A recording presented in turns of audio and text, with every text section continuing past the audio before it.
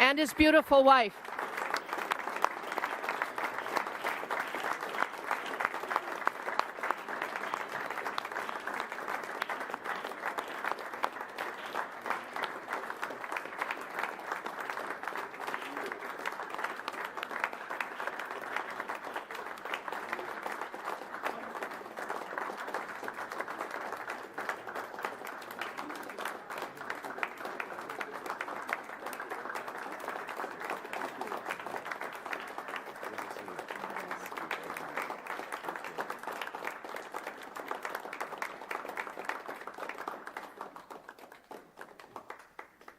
Merci beaucoup, Carrie Lynn, notre whip. À part de ma mère et ma femme, Carrie Lynn Finley, c'est la seule personne qui me cause de faire peur. I was just saying that aside from my wife and my mother, Carrie Lynn is the only person in the world that scares me. So she's our whip. That's why she's the whip. But I want to thank her, Stephen Karen, Rajveer Dillon, Zach Siegel, Lita Cabal, Suk Pander, Indy Panchi, and Keith Roy, our great Canada First Conservative team, qui sont avec nous aujourd'hui pour cette annonce qui va donner beaucoup de changements et de l'espoir pour beaucoup de monde. I want to thank more than anyone, though, the survivors of drug addiction who are with us today. They inspire us all. We have some incredible stories. We have three main organizations that save lives and get people off drugs: Last Door Recovery, Together We Can, Cedar Recovery. And I just had an opportunity to meet with numerous survivors of drug addiction who've shown the courage and the strength to turn their lives around and inspire countless other people. I was just speaking with Cody, who has broken his addiction. Now he's working in the energy sector and having a very successful, happy life with his girlfriend and his cat. And Kristen, who also defeated addiction, has been clean now for several years and is building a wonderful family life. Jared, who's helping others repeat the success that he's had in being clean for over 18 years. Now, just to, before I go any further, I want to talk a bit about the enormity of this problem.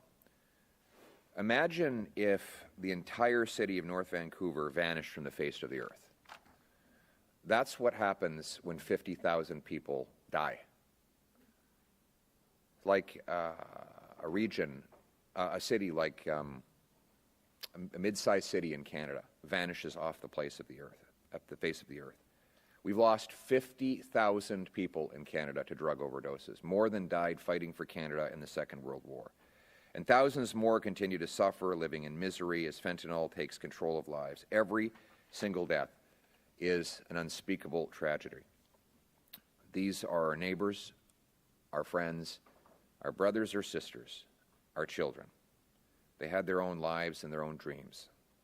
They were little babies once, and their parents looked at them with promise in their eye. But maybe through a wrong turn, maybe through an injury they treated with an opioid just to relieve the pain. Or maybe on a night out when they were just having a few drinks and were offered something that was supposed to make the night a little more interesting, but was laced with a deadly poison in the form of fentanyl. Their lungs stopped and they were gone forever. During the lost Liberal decade, we've seen this problem metastasize out of control. It's not that the Liberals have failed to take action. They have taken action. They've taken a lot of action. They caused this crisis. They decriminalized crack, heroin, cocaine, illicit fentanyl in partnership with the NDP government. They provided millions of dollars in tax-funded opioids, which spread on our streets, were resold to children, and the proceeds used to buy more deadly fentanyl. They removed mandatory jail time for mass fentanyl traffickers, allowing the monsters and mass murderers who brought about this crisis and profit from it to be released from prison with very little penalty at all. They set up drug dens in otherwise safe communities where addicts are fed dangerous drugs, then children in nearby neighborhood schoolyards are forced to step on dirty needles or encounter other drug paraphernalia. The Vancouver police have pointed out this problem, and yet the Liberals refuse to listen, going further to expand these radical policies. Policies, I might add, that are not done anywhere else in the world. These are radical and extremely bizarre social experiments. And British Columbia has been the ground zero for this massive, deadly Liberal failure. British Columbia is probably the worst place for fentanyl overdoses in the world as a direct result of Liberal NDP policies. Overdoses are up 200% nationwide, and more than that here in BC. The Vancouver Police Department has said that roughly half of all hydromorphone seizures were diverted from the hard drug program that the Liberals and the NDP fund, while the Waterloo Regional Police and Niagara Police have said hydromorphone seizures are up by more than 1,000%. Hydromorphone is the taxpayer-funded drug that the Liberals are distributing. And in downtown Vancouver, the downtown east side, fear of drug chaos has driven away businesses. Once thriving Chinese community businesses are forced to move further and further away to avoid the danger. Total visits last year were almost up 10% compared to the year before. Shoplifting was up 12%, and the storefront vacancy rate is at 15%. Pendant la décennie perdue des libéraux, on a vu cette crise s'aggraver. Les libéraux l'ont causée. Il s'est lancé une dangereuse expérimentation idéologique qui a donné le libre accès aux drogues illégales, sèmant le crime et le désordre dans nos villes autrement sécuritaires. Les libéraux ont distribué des drogues dures financées par les contribuables qui sont souvent détournées et revendues à des enfants et d'autres Canadiens vulnérables. En Colombie-Britannique, où les libéraux ont donné l'autorisation au gouvernement néo-démocrate de décriminaliser les drogues dures, on a vu une augmentation de 200% dans les surdoses. Le service de police de Vancouver a déclaré qu'environ la moitié de ces saisies d'hydromorphone provenaient de ce gouvernement, de ce programme gouvernemental, tandis que les services policiers à Waterloo et Niagara ont remarqué une augmentation des saisies d'hydromorphine de plus de 1000%. Yet, despite the obvious death and despair, sadly, the Liberals refuse to change. Mark Carney recently told a group of Liberal supporters that fentanyl is not a crisis in Canada, just in the United States. It's hard to believe how anyone could be so out of touch. And he can't be trusted to change course. In fact, he doesn't want to. He's doubled down and recruited candidates who are even too radical for Justin Trudeau. For example, his hand-picked candidate said, and I quote, Liberals would be smart to lean into drug decriminalization. And another said, legalizing all drugs would be good for Canada. Carney's star Liberal candidate in Vancouver is Gregor Robertson, an early advocate of drug decriminalization and unsafe government-funded supply. He wrote to a House of Commons committee studying the issue of drug dens, these consumption sites, and he said that local community opposition should be ignored. I'm going to quote him here. Factors such as the impact of the site on crime rates and expressions of community support or opposition should not be relevant to the federal government's approval process. I want you to digest that statement for a moment. Factors such as the impact of the site on crime rates and expressions of community support or opposition should not be relevant to the federal government's approval process for drug consumption sites. So this Liberal candidate who's running today, newly recruited by Mark Carney, says that even if drug dens jack up crime rates in a given community, they should be able to go ahead. This is a federal decision under the Controlled Drugs and Substances Act. And the Liberal team want more of these. Liberals want more of these drug dens in every single community in our country. No wonder that when Gregor Robertson was mayor of Vancouver, overdoses increased by 600%. For 3 terms in government, the Liberal Party has caused the addiction crisis to spiral out of control. The question in this election is, can we afford a 4th Liberal term of rising crime, drugs, and chaos?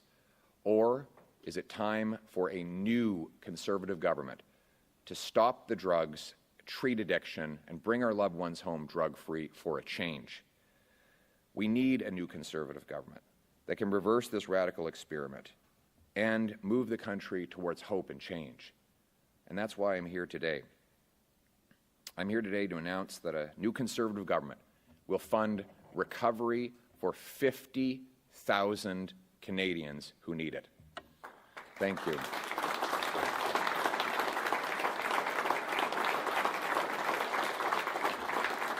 Thank you. Thank you.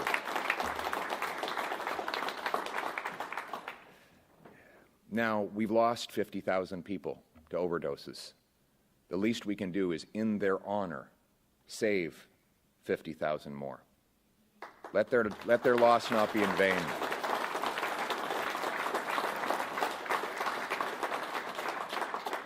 To fund this program, we will end federal funding for opioids, defund the drug dens, sue the opioid manufacturers and consulting companies who created this crisis.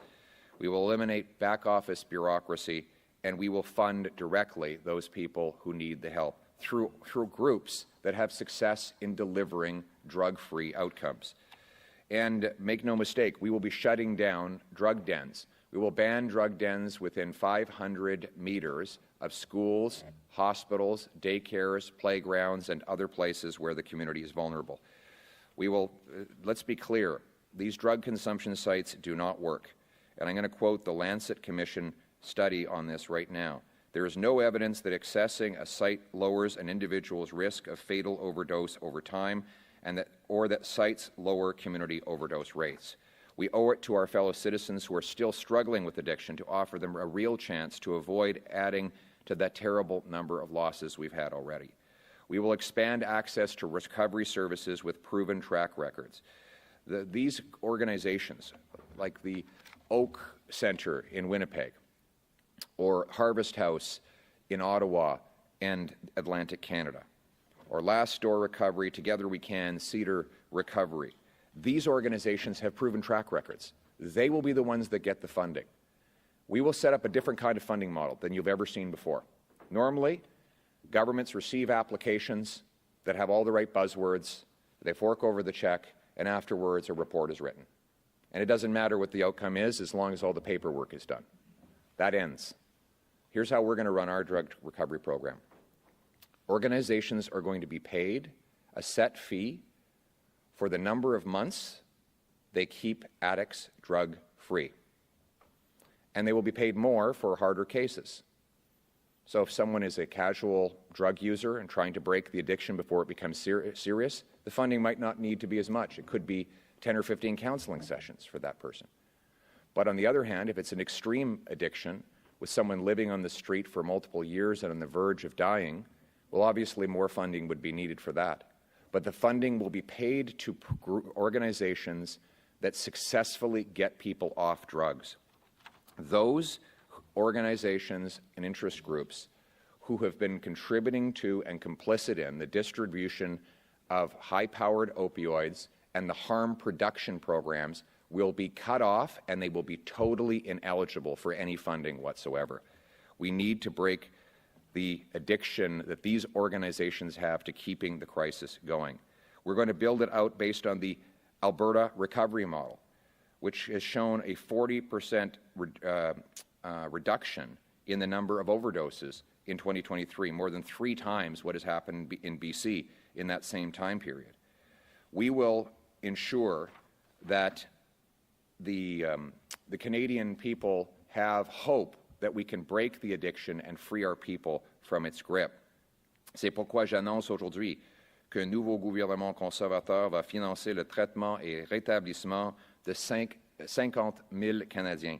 Cette promesse est dédié aux 50 000 Canadiens qu'on a perdus aux surdoses. On peut obtenir une inspiration des gens qu'on a perdus en sauvant la vie de notre 50 000. Ça va financer des programmes qui brisent la dépendance et qui donnent de l'espoir aux gens de rétablir leur vie.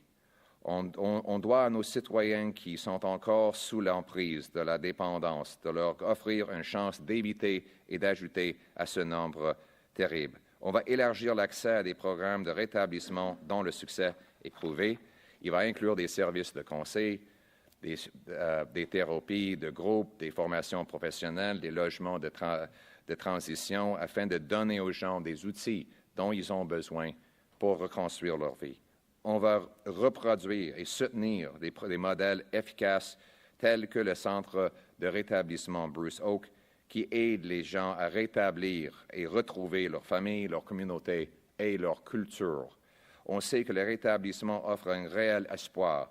En suivant le modèle axé sur l'approche albertaine, qui a déjà réduit le nombre de surdoses de 40 %, on peut sauver les vies. Mais ce n'est pas assez d'offrir un moyen de s'en sortir aux individus. On doit mettre fin aux politiques libérales ratées qui ne font qu'aggraver la situation. Des politiques qui ont détruit des vies et dévasté des familles doivent terminer. On va aussi bannir des centres de consommation de drogue de 500 mètres des écoles, des garderies, des hôpitaux et des autres endroits où les gens vulnérables se trouvent. Children should not have to witness open drug use or related criminal activities as they walk by dangerous encampments. They shouldn't be stepping on dirty needles. Seniors out for a walk with their dog shouldn't be worried that the dog might become contaminated with a drug residue left in the grass. School parents in the Lower Mainland should not have to comb through an entire children's soccer field before every game to make sure there are no needles for their kids to step on. And by the way, that is not a hypothetical. That is what is happening. In the Lower Mainland today, when parents arrive to take their kids to soccer, they have a volunteer team that form a line and they walk up and down the field to remove all the drug paraphernalia, the crack pipes, and the needles. This is outrageous. We cannot go on like this. After the lost Liberal decade, we can't give them a fourth term. And that really is the choice. After a lost Liberal decade of crime, chaos, drugs, and disorder, through radical liberalization of drugs, can we elect them for a fourth term? Or do we need a change with a new Conservative government that will ban the drugs, lock up the mass traffickers, close the drug dens, and give treatment and recovery to the people we desperately want to save? And I'll just conclude thanking Giuseppe from the Last Historic Recovery Center, Kirk Boxton, who I'll be spending time with himself, a successful recovery story. On a note of hope, we can turn this around. You know, I was just talking to Cody a moment ago. He was homeless. And when he got taken off the street, the government put him in a hotel. He gets to the hotel. They put him in a room, knock at the door. Who is it? A drug dealer. Somehow someone informed the drug dealer in this hotel that there was a new person there. And he was feeling hopeless and he was feeling lonely and he succumbed to the temptation. So it was actually in this government hotel, government-funded hotel, that his addiction was re-sparked and restarted. There was no offer of recovery or treatment for him. A similar story for Kristen, who was in various different programs. None of them ever sought to get her off drugs. They continued, in these places, they continued to feed crack pipes and other paraphernalia into these people, keeping them hopelessly addicted and on the verge of death. That's not hope. That's not change. But these two incredible people turned their lives around. They got real recovery services. And now they've got jobs. They're contributing to our country. And in fact, I would say they have a superpower now, a superpower that almost no one has. because they've been to the bottom of the valley and they've climbed up to the mountaintop. And they now can inspire others to do the same. Every single person, every single one of you who's recovered, do not look at that past as a weakness. Look at it as a superpower. I need all of you. I need you to take your experience and go and lift someone else up. Grab that next person who's on a street corner, pull them up, and take them to care and break their addiction, to turn their lives around. That's how we're going to bring hope to this country. That's how we're going to bring real change. Thank you very much.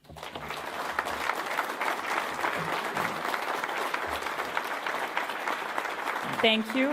We will now go to questions. Please say your name and outlet.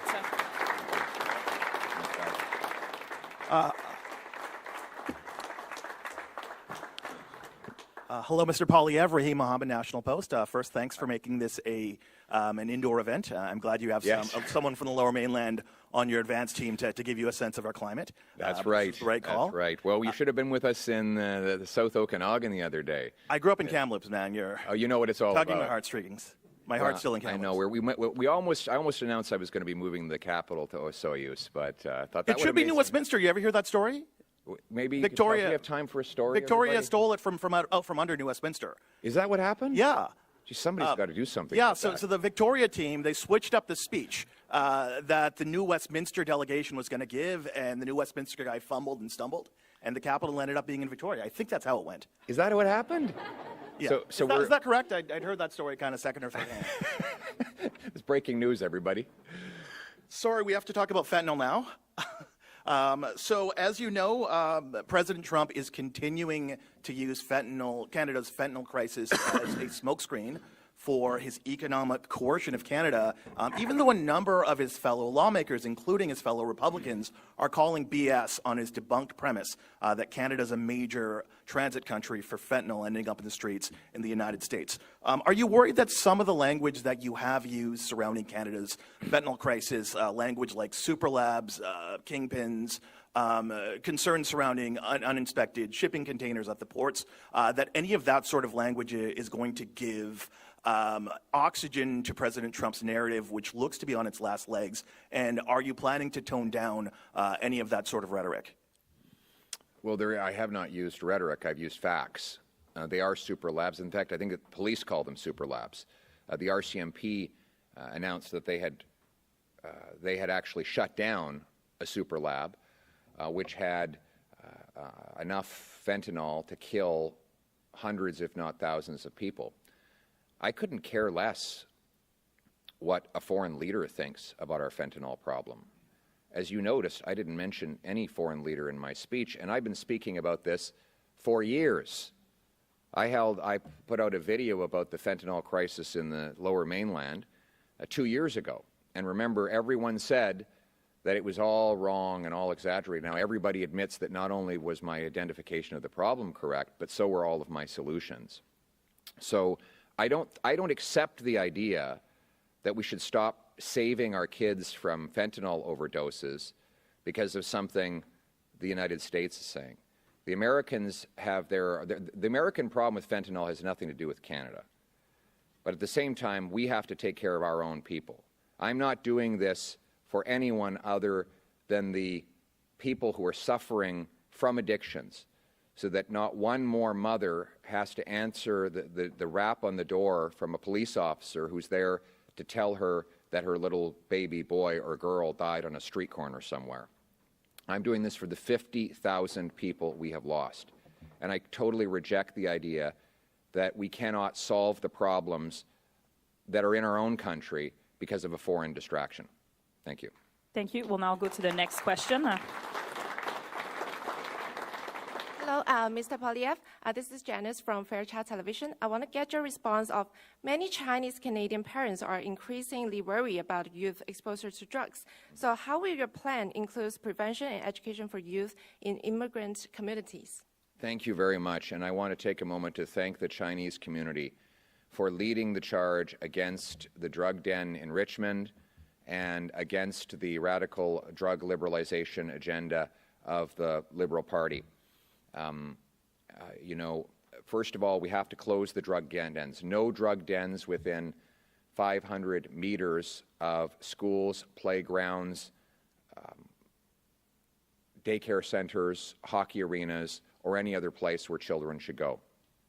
Secondly, we need to stop giving out taxpayer-funded hydromorphone pills, which are being systematically resold to children. Third, we need to bring in life sentences for fentanyl drug kingpins. These are anyone who is caught trafficking or producing more than 40 milligrams of fentanyl should get a life sentence. Fourth, we need to secure our borders with high-powered scanners and watchtowers to interrupt fentanyl ingredients from coming into our country. And finally, we need, for those young people who do get, unfortunately, connected with a life of drugs, we need to get them treatment and recovery services as soon as possible. We want, instead of having drug consumption sites, for example, we want to have a welcoming place for people who are addicted to come and get detox, maybe medication that will reduce the symptoms of withdrawal, give them counseling, and help them get connected with a recovery center whose goal is to make them drug-free. And that is how we're going to stop the spread of drugs and save our children. Thank you so much. En français aussi, s'il vous plaît. Merci beaucoup.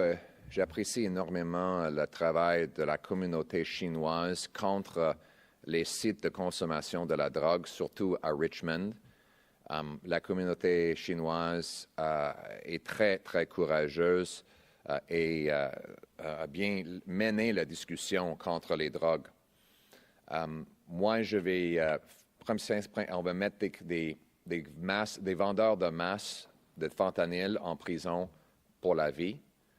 On va bannir des drogues dures.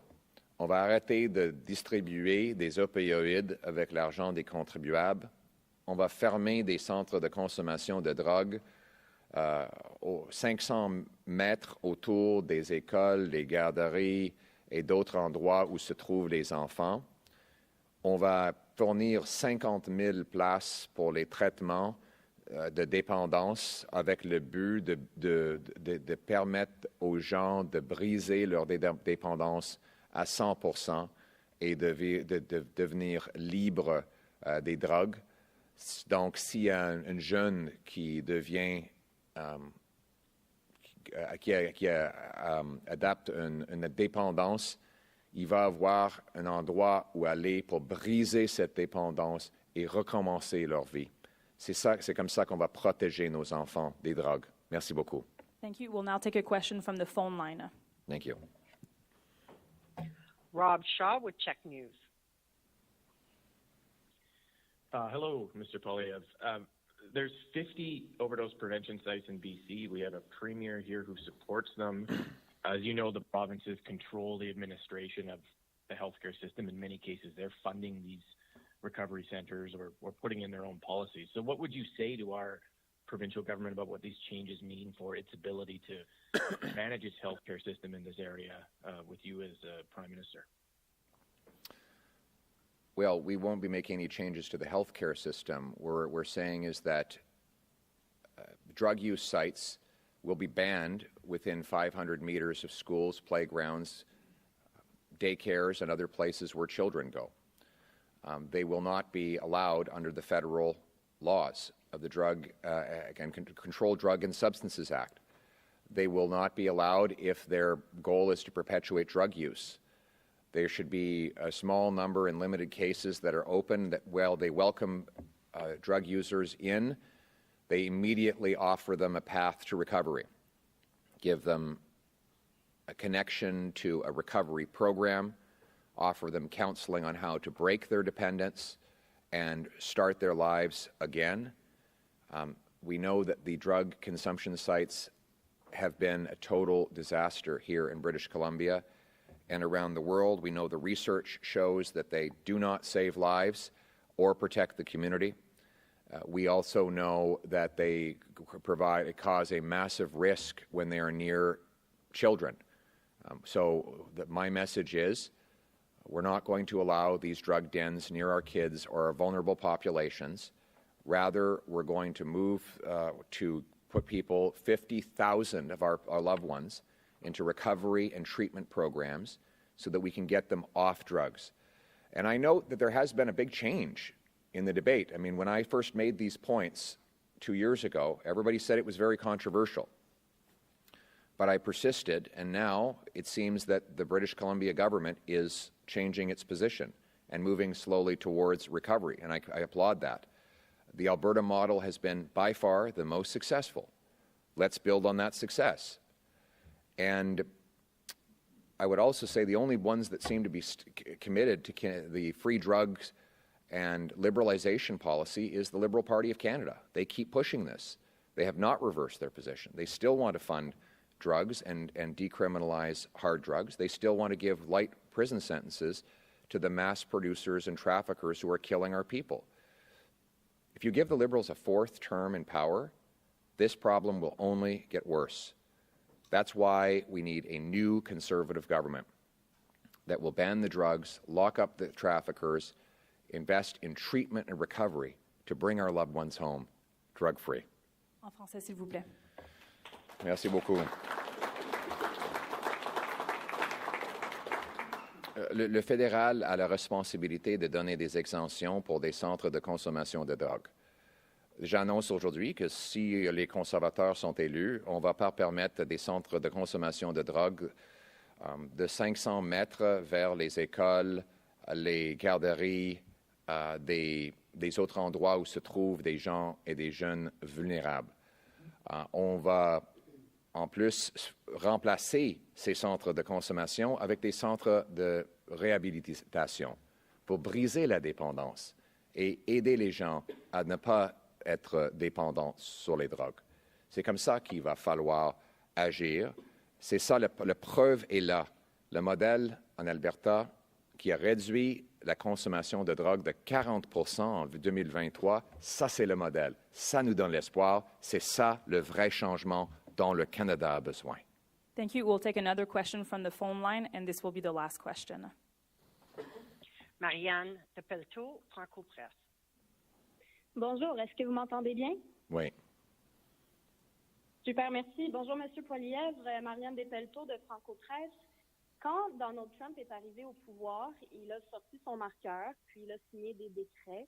Quand Carney est arrivé au pouvoir, il a sorti son marqueur, il a suspendu la taxe carbone. Vous, si vous devenez premier ministre, vous allez sortir votre marqueur et faire quoi? Quel sera votre tout premier geste comme premier ministre? Merci de la question. La question, c'est quel geste est-ce que je vais prendre immédiatement en devenant le premier ministre du Canada si j'ai l'honneur. Premièrement, on va couper les taxes et les impôts, c'est-à-dire réduire les impôts de 15% pour les travailleurs moyens et les aînés. On va enlever le TPS pour les nouvelles maisons pour économiser une jeune famille juste à 65 000 $. On va éliminer le TPS pour les voitures faites au Canada. Et on va rapidement abroger la loi C-69. C'est une loi qui empêche la construction de mines, usines de gaz naturel, pipelines et d'autres ressources naturelles qui sont nécessaires pour briser notre dépendance aux États-Unis, une loi que M. Carney a signalé vouloir garder en place. Donc, après la décennie perdue des libéraux, où les coûts et la criminalité est en hausse et notre économie est en baisse sur la dépendance des Américains, on ne peut pas risquer un autre quatrième mandat pour eux. On a besoin d'un changement pour mettre le Canada d'abord, avec un nouveau gouvernement conservateur qui va couper taxes et impôts, bâtir des logements, exploiter nos ressources naturelles pour ramener nos emplois et tenir tête aux Américains avec la force. Just in English as well. The question was, what are going to be my first actions on becoming Prime Minister? Well, first of all, I will be cutting taxes for Canadians. I'll be cutting income tax by 15%, so workers and seniors bring home more of what they have earned. Second, we'll take the GST, the federal sales tax, off new homes and Canadian-made cars so Canadians can afford a roof overhead and an automobile made in our country. Third, I will repeal the Anti-Energy and Resource Law C-69, This is the law that will make it impossible to build pipelines, mines, LNG plants that Mark Carney announced last week he will keep in place. After the lost Liberal decade of rising crime and costs and a falling economy under America's thumb, we cannot afford a Liberal fourth term. We need a new Conservative government who will axe taxes, build homes, unleash our resources, and bring home our jobs so we can stand up to the Americans from a place of strength for a change. Thank you. Thank you very much. The event today.